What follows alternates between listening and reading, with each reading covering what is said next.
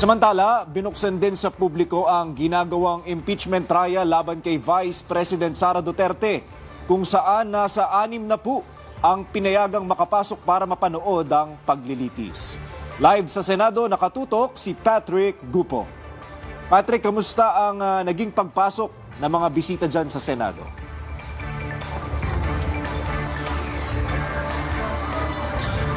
Yes, Gab, hindi lang nga sa mga opisyal at media bukas ang impeachment trial ni Vice President Sara Duterte, kundi binuksan din ito para sa publiko. Ayon kay Impeachment Clerk of Court at Senate Secretary Renato Bantug Jr., pinaghandaan ng Senado ang pagbubukas ng impeachment trial ngayong araw. Mayroong 200 chairs na inilaan sa session hall, kabilang ang 45 chairs para sa House Prosecution at Defense Team at 61 chairs naman para sa publiko. Sa kabila nito, tinatayang umaabot na sa 50,000 ang natanggap na request ng Senado para sa publiko na nais manood ng trial. Ang mga nakapasok ay nakapag-register sa pamamagitan ng Senate Visitor Management System o SVMS at naging madali o smooth ang kanilang pagpasok sa Senate building basta't approved na ang kanilang registration. Isa nga sa mga nakapasok ang isang third-year political science student na si Jetro at para sa kanya, kailangan masaksihan ng mga kabataan ang mahalagang proseso ng demokrasya. Mahalaga po na bilang mga kabataan, makialam po kami at isa po kami sa mga makapanood mismo dahil syempre po, kami po mga kabataan, naniniwala po kami sa accountability, transparency, and yun po yung hangad po.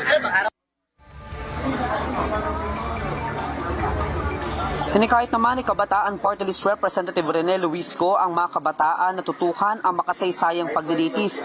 Dito raw magkakaalaman kung sino ang nagsasabi ng totoo at dito rin masasagot ang tanong ng marami. To our fellow young Filipinos, this is our history. This is our moment to pay attention, to ask questions, verify facts, witness how the Constitution works, and participate in the processes. Gab, mananatili nga na mahigpit ang seguridad sa loob at labas ng Senado habang isinasagawa ang paglilitis laban kay Vice President Sara Duterte at pinapaalalahanan din ng impeachment court ang lahat ng mga dumadalo o dadalo sa mga na sumunod sa mga itinakdang panuntunan at dumating ng mas maaga upang maiwasan ang anumang abala sa pagpasok sa Senate Session Hall. Gab? Maraming salamat, Patrick Gupo.